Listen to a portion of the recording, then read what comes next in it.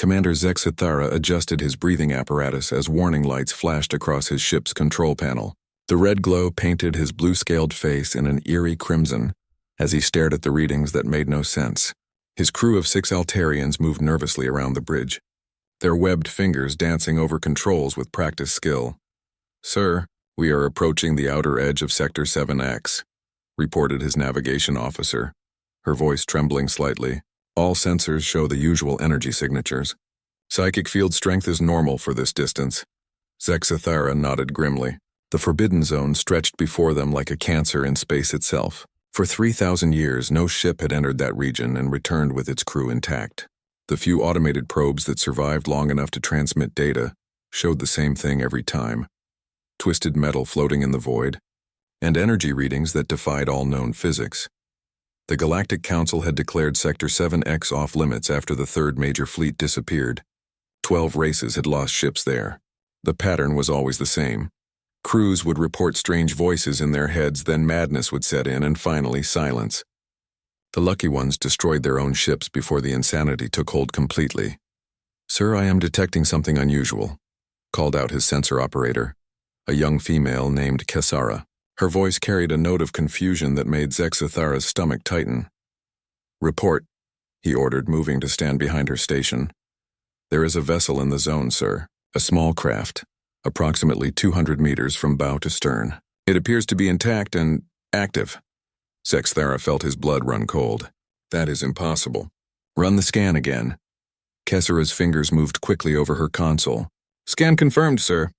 The vessel is definitely there. It is drifting approximately 50,000 kilometers inside the zone's inner boundary. Life signs are—" "Sir, there are life signs aboard that ship." The bridge fell silent except for the quiet hum of life support systems. Zexithara stared at the display screen, watching the small dot that represented the impossible vessel. In 3,000 years of recorded history, nothing had survived more than a few hours in the Forbidden Zone. "What type of ship is it?" he asked, his voice barely above a whisper. "Unknown design, sir. The hull appears to be constructed from basic metal alloys, very primitive by our standards. The power source seems to be some kind of controlled nuclear reaction." Zexithara's second officer, a grizzled veteran named Polnex, laughed bitterly. "Nuclear power? What kind of backward species still uses nuclear power? Even the youngest races abandoned that technology centuries ago. The life signs, Kesara. What can you tell me about them?" The sensor operator worked her controls for several minutes before responding. 12 life forms aboard the vessel, sir. The biological readings are unlike anything in our databases, carbon-based, similar to several known species but with unique neural patterns. Their brain activity is strange. Strange how? They show no signs of psychic distress, sir. Their mental patterns appear calm, almost relaxed. It is as if the zone's effects are not touching them at all. Zexithara felt a chill run down his spine. Every species in the galaxy was affected by the psychic emanations from the Forbidden Zone. Even at this distance, he could feel the faint whispers at the edge of his consciousness, the subtle wrongness that made his skin crawl. "Sir, we are receiving a transmission from the vessel," announced his communications officer. "That is impossible," Polnex said. "Nothing can transmit through the zone's interference. The signal is weak but clear, sir. Audio only. The transmission is in— It appears to be broken galactic standard." Zexithara straightened. "Put it through." Static filled the bridge for a moment, then a voice came through the speakers.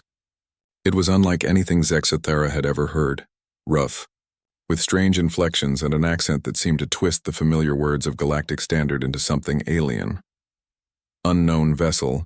This is Captain Sarah Chen of the Earthship Defiance. We have been monitoring your approach. Please identify yourself." The silence on the bridge stretched for long seconds. Earth was a name from the restricted archives, a planet that was supposed to be dead. The species that once lived there had been eliminated 2,000 years ago. "Sir?" prompted his communications officer. Zexithara found his voice. "Open a channel." He waited for the confirmation light, then spoke carefully. "Unknown vessel, this is Commander Zexithara of the Altarian Deep Space Reconnaissance Ship Flowing Tide. You are in a restricted area. Please identify your species and explain your presence in the Forbidden Zone." The response came quickly, and Zexithara could swear he heard amusement in the alien voice. "We are humans, Commander. As for our presence here, well, that is a long story. We have been trapped in this region for 6 months now. Our jump drive was damaged when we encountered some kind of energy storm. Polnex leaned close to Zexthara's ear. Sir, humans were declared extinct 2 millennia ago. This must be some kind of trick. But Zexthara was studying the sensor readings, the ship's design, the primitive technology, the strange neural patterns of the crew. It all matched the old records from the archives. Records that were sealed for good reason. Captain Chen, he said slowly, according to our records, your species was eliminated from the galaxy long ago. How is it that you are here? Another pause, then a sound that might have been laughter. Reports of our death have been greatly exaggerated, Commander. We are a hard species to kill completely, but I think this conversation would be better held in person. Would you be willing to dock with our ship? Every instinct Zexthara possessed screamed at him to refuse. The Forbidden Zone was death itself, and humans were supposed to be nothing more than a dark footnote in galactic history. But the sensor readings did not lie. There was a ship in the zone with living crew members who seemed completely unaffected by the psychic field that drove other species insane. Sir, Kessera called out, I am detecting additional energy signatures. There are other vessels in the zone. Debris fields, but also, sir, some of them appear to have been salvaged. Zexthara moved to her station and studied the display. Scattered throughout the inner zone were the remains of dozens of ships from various species, but as Kessera had noted, many of them showed signs of recent activity. Hull plates had been removed, weapon systems stripped away, and engine components harvested. Captain Chen, he said into the communicator, what have you been doing in the zone for 6 months? Surviving, Commander, learning. The zone is not what your people think it is. There are things here that your species cannot see, cannot understand. But we can. We would very much like to share what we have discovered. Zexthara looked around his bridge at the nervous faces of his crew. Protocol demanded that he report this discovery immediately and wait for orders from the Galactic Council. But Protocol had never anticipated finding humans alive in the most dangerous region of known space. Captain Chen, he said finally, I will need to contact my superiors before proceeding. Of course, Commander. We will be here when you are ready. We have nowhere else to go, but I should warn you. What we have learned about the zone changes everything. Your council will want to hear this. The entire galaxy depends on it. The transmission ended, leaving the bridge in tense silence. Zexthara stared at the display showing the impossible human ship, floating peacefully in the heart of the Forbidden Zone. Whatever those humans had discovered, he had the feeling that the galaxy would never be the same. The emergency session of the Galactic Council erupted into chaos the moment Zexthara finished his report. Representatives from 12 different species shouted at each other across the Great Chamber, their translators working overtime to convert the babble of languages into something resembling coherent debate. Ambassador Krillnex of the Zaloran Empire slammed his scaled fist on his speaking platform. This is impossible. The humans were eliminated completely during the Great Cleansing. We have the records. We have the confirmation from the cleansing fleets. Perhaps your records are wrong, suggested Council Speaker Varthis, her insectoid features remaining impassive despite the uproar around her. Commander Zexthara, you are certain of what you observed? Zexthara stood at the center of the chamber, feeling the weight of dozens of alien gazes upon him. I am certain, Speaker. The vessel is there. The crew is alive and appears to be human. They have been in the Forbidden Zone for 6 months without showing any signs of the madness that affects other species. A new voice cut through the noise. What did they mean when they said the zone is not what we think it is? The speaker was Ambassador Telquin of the Andromedan Collective, her crystalline form pulsing with nervous energy. I do not know, Zexthara admitted. They claimed to have made discoveries that would change everything. They seemed eager to share this information. Krillnex rose again, his voice dripping with contempt. Of course they did. Humans were always manipulative. This is clearly some kind of trap.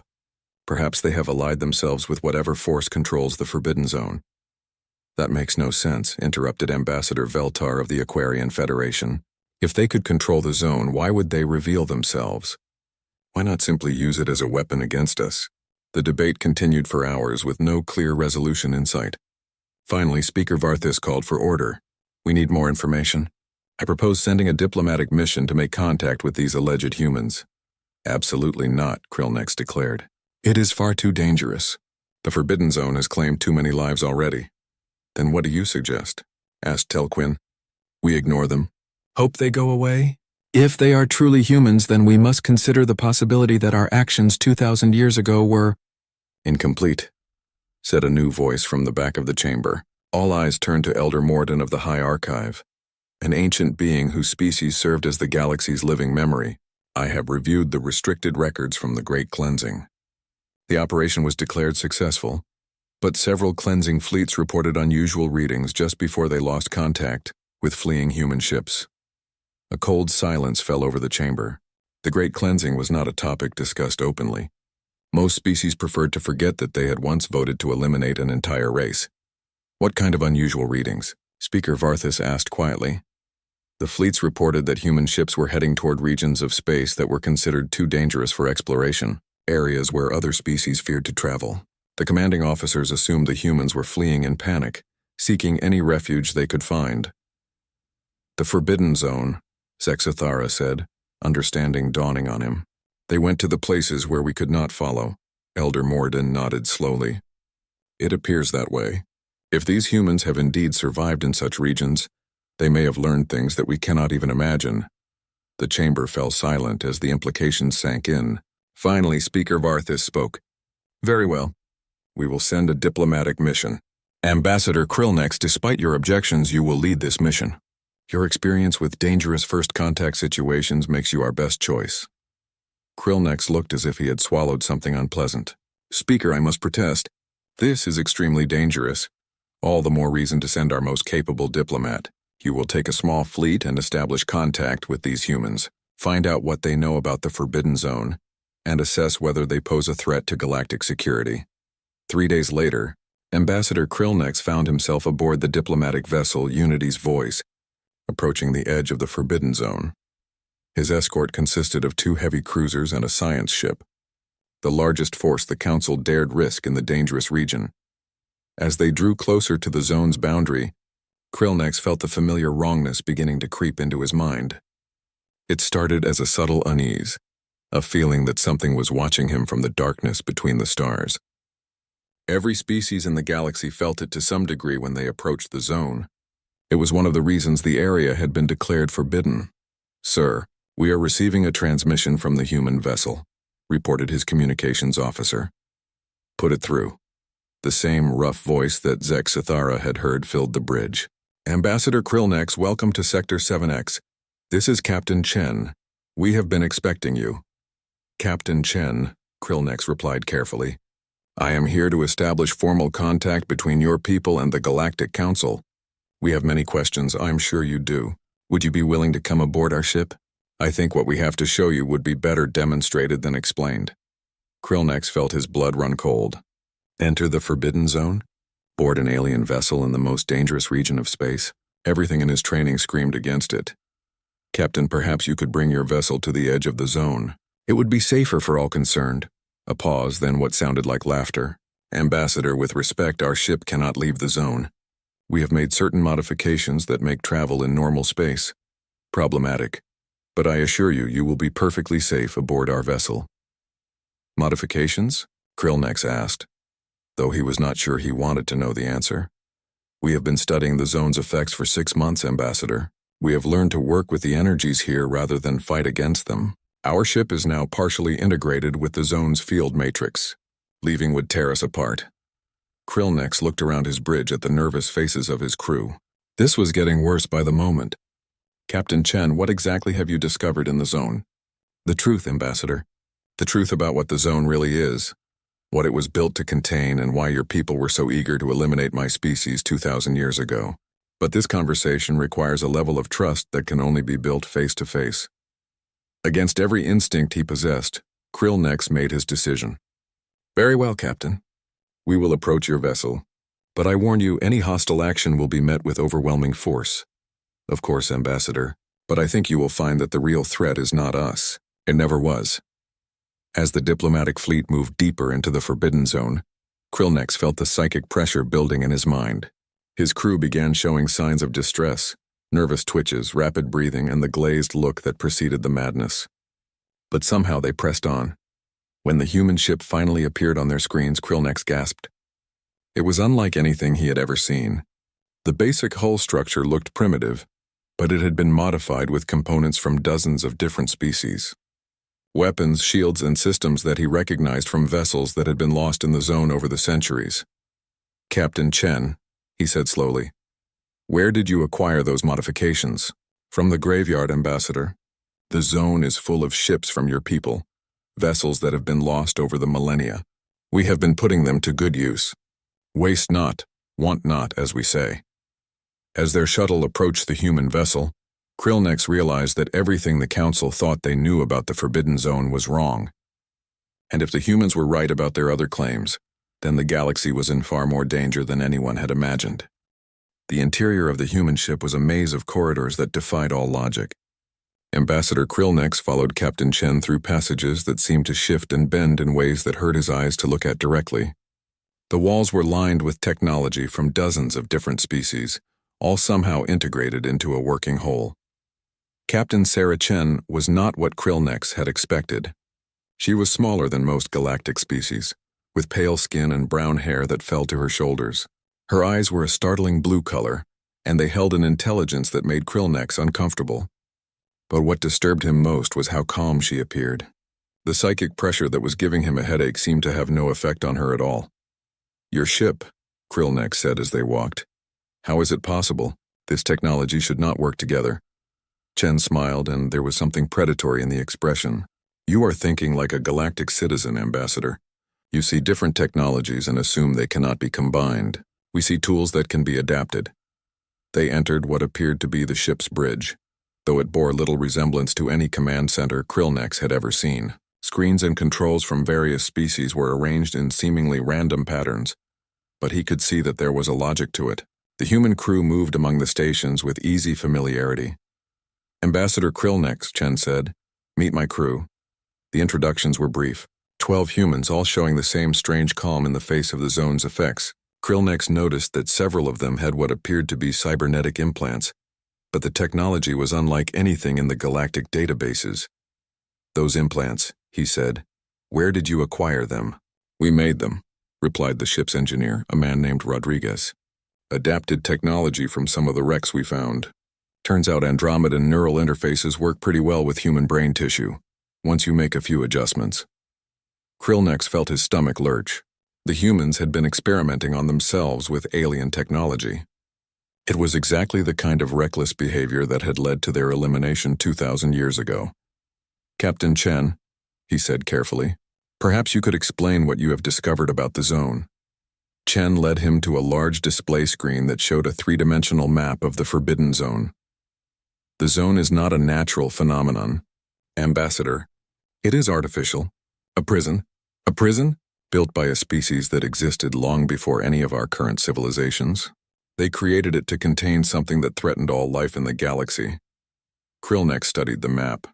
At the center of the zone was a massive structure, larger than any space station he had ever seen. What is that? The prison itself. And inside it is something that calls itself the Void Choir. It has been trapped there for millions of years, slowly influencing the development of galactic civilization. That is impossible, Krillnex said automatically. We would have detected such influence. Chen laughed, and the sound was not entirely pleasant. Would you? Tell me, Ambassador. When was the last time your people made a major technological breakthrough? When did any species in the galaxy last expand into truly dangerous regions of space? Krillnex opened his mouth to reply, then stopped. When he thought about it, galactic civilization had been remarkably stable for the past few thousand years. New technologies were incremental improvements on existing designs. Exploration was limited to safe, well-mapped regions.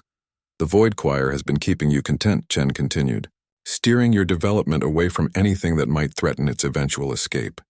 It made you comfortable with stagnation. And humans are immune to this influence? Not immune, resistant. Our brain structure is different. We process psychic emanations in a way that makes us harder to manipulate. Chen's expression darkened. The entity recognized this. That is why it arranged for our elimination. Krillnex felt a chill run down his spine. The Great Cleansing was not the Council's idea. Oh, you thought it was. The Void Choir is very subtle in its manipulations.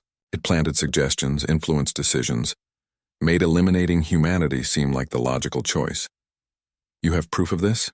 Chen nodded and led him to another station. We have been studying the prison's data systems for months. The records are all there. The entity has been manipulating galactic politics for millennia, steering civilizations away from anything that might threaten its containment. The data streams on the screen were overwhelming. Records dating back millions of years, showing the rise and fall of countless civilizations. Krillnex could see patterns in the data, subtle influences that had shaped the course of galactic history.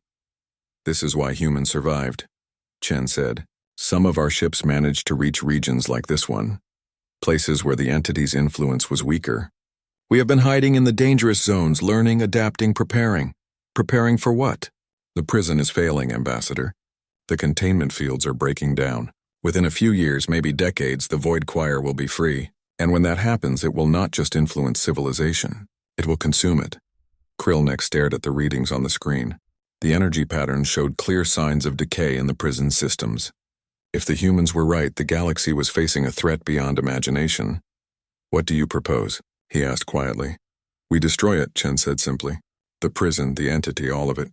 We blow it up before it can escape. Destroy it? Do you have any idea what kind of forces are contained in that structure? The explosion could tear apart this entire region of space. Yes, Chen said with frightening calm. It could. But it is better than the alternative.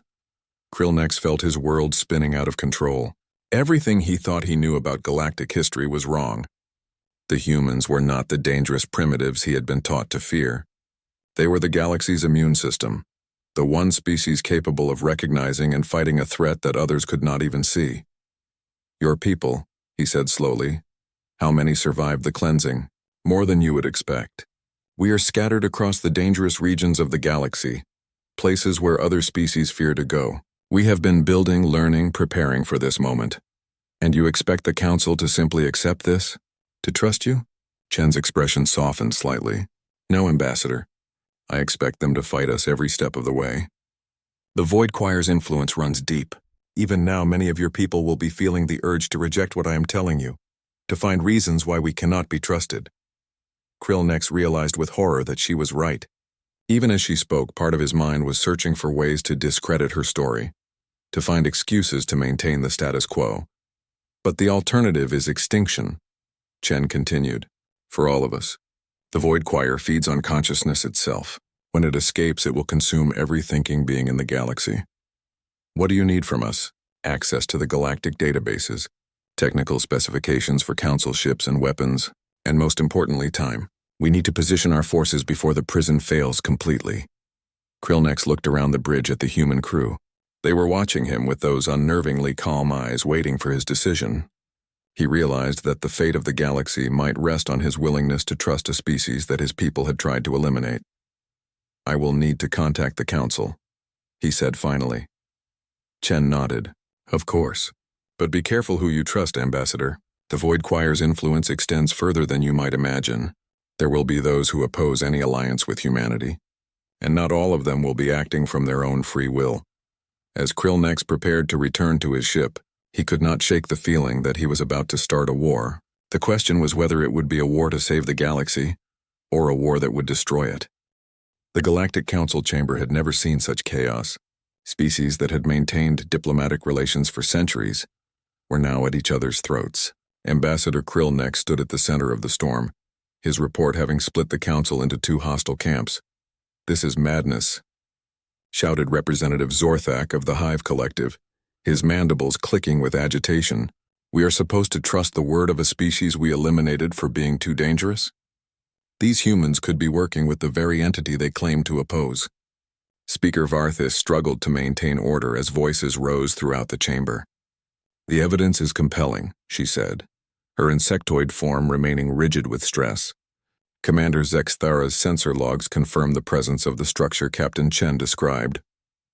Sensor logs can be faked, Krillnex replied grimly, but I saw the prison with my own eyes. The data streams from the ancient archives, the patterns of manipulation spanning millions of years. It is all real. Elder Morden rose slowly from his position in the archive section. I have been reviewing the restricted historical records since Ambassador Krillnex's return. There are patterns in our development that support the human claims, periods of technological stagnation that correspond exactly with increased energy readings from the forbidden zone. Coincidence, declared Admiral Vextar of the Martian Defense Force. I refuse to believe that our entire civilization has been manipulated by some ancient entity. Then explain this, said Ambassador Telquin, her crystalline form pulsing with nervous energy. She activated a holographic display showing galactic exploration patterns over the past 3 millennia. Look at our expansion routes. We have consistently avoided entire regions of space, areas that our surveys indicate contain valuable resources and habitable worlds. Why? The chamber fell silent as representatives studied the display. The pattern was undeniable. Galactic civilization had grown in carefully controlled directions, avoiding anything that might lead them toward the dangerous regions where humans had apparently been hiding. The Void Choir has been hurting us, Krillnex said quietly, keeping us contained within safe boundaries while it prepared for its escape.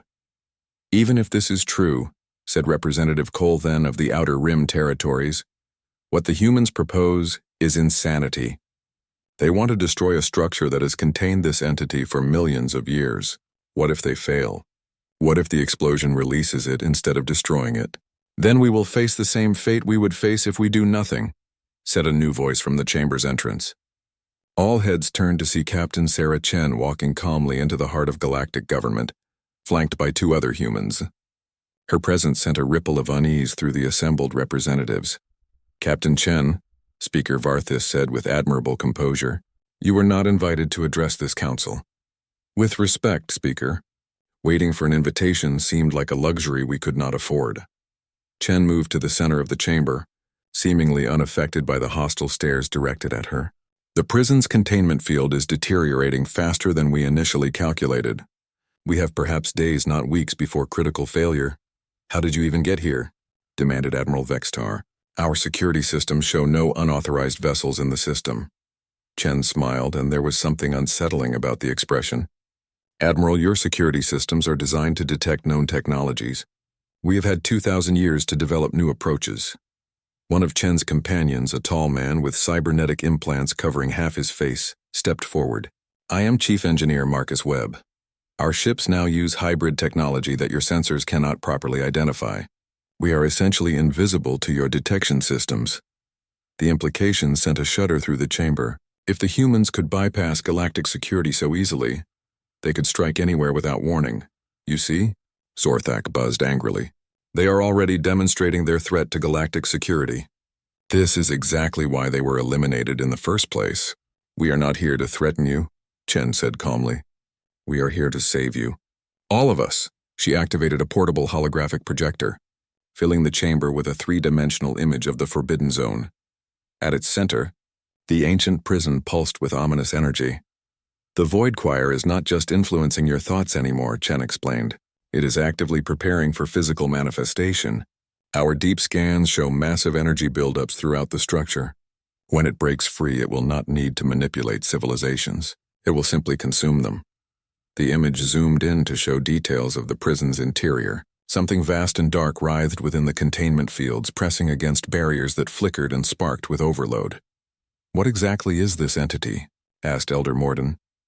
Something that exists partially outside normal space-time, replied Webb.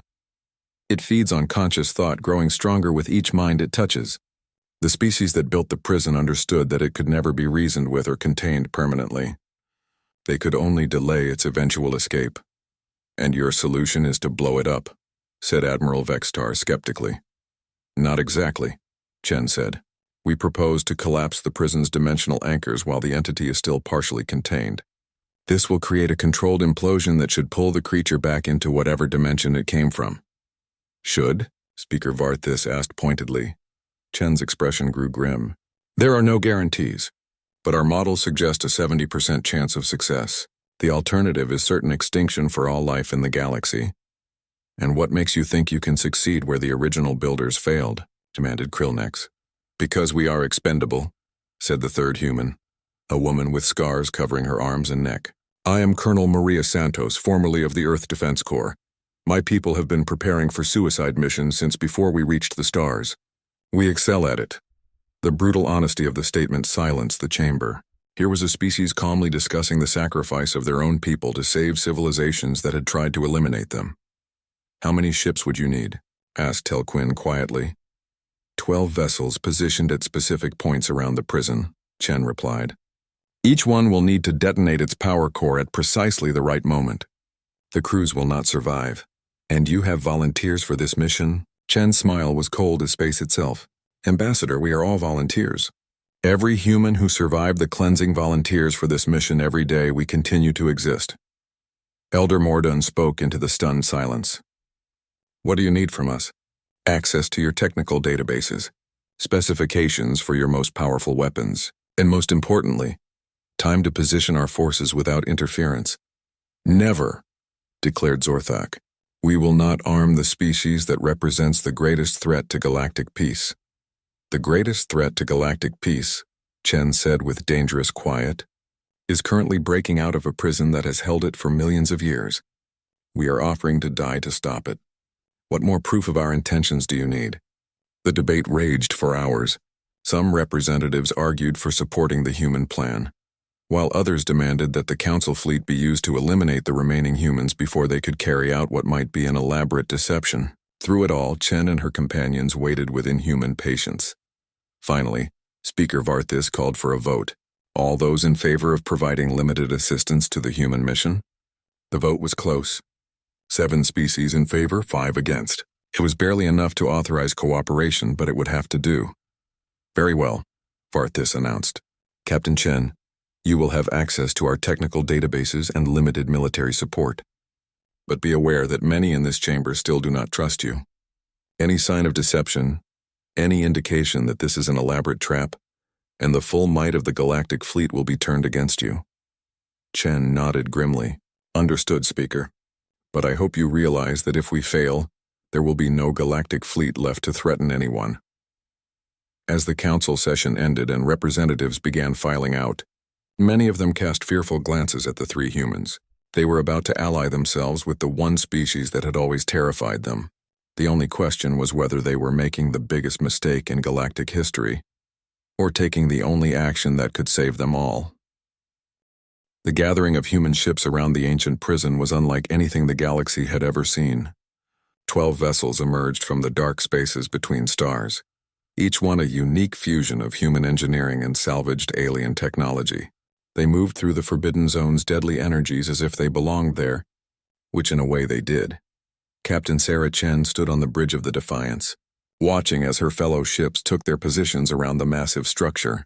The prison was even larger than it had appeared in the holographic displays, stretching for thousands of kilometers in all directions. Strange lights pulsed within its crystalline walls, and the space around it seemed to bend and twist in ways that hurt to look at directly. "All ships report ready," announced her communications officer. "The galactic fleet is maintaining position at the zone's edge." Chen nodded, unsurprised. Even the council species that had voted to support the mission were not brave enough to enter the zone itself. They would watch from a safe distance while humans once again did what others could not. "Captain," called out Engineer Rodriguez from his station, "I am reading massive energy spikes from the prison's core. Whatever's in there, it knows we are here." Through the ship's speakers came a sound that made everyone's skin crawl. It was not quite a voice, not quite music, but something that seemed to bypass the ears entirely and speak directly to the mind. The void choir was trying to communicate. Chen felt the alien presence pressing against her thoughts, offering promises of power and knowledge if she would only turn her ships away. The mental pressure was enormous, but she had spent 6 months learning to resist it. Around her, the bridge crew gritted their teeth and held their positions. "All ships, this is Chen," she broadcast. "The entity is attempting direct mental contact. Remember your training. Do not listen to its words. Focus on the mission." The response came back from 11 ship commanders, their voices strained but determined. These were the survivors of humanity's darkest hour, veterans of 2,000 years of hiding in the galaxy's most dangerous places. They would not be turned aside by alien whispers. "Detonation sequence is ready," reported Chief Engineer Webb from his position at the Prometheus. "All ships confirm their power cores are prepared for overload." Chen looked around her bridge one last time. She had served with most of these people for years, surviving in places where other species could not even send probes. They had become more than a crew. They were family, and now they were all going to die together. Initiating final countdown, she announced. All ships prepare for simultaneous detonation in 60 seconds.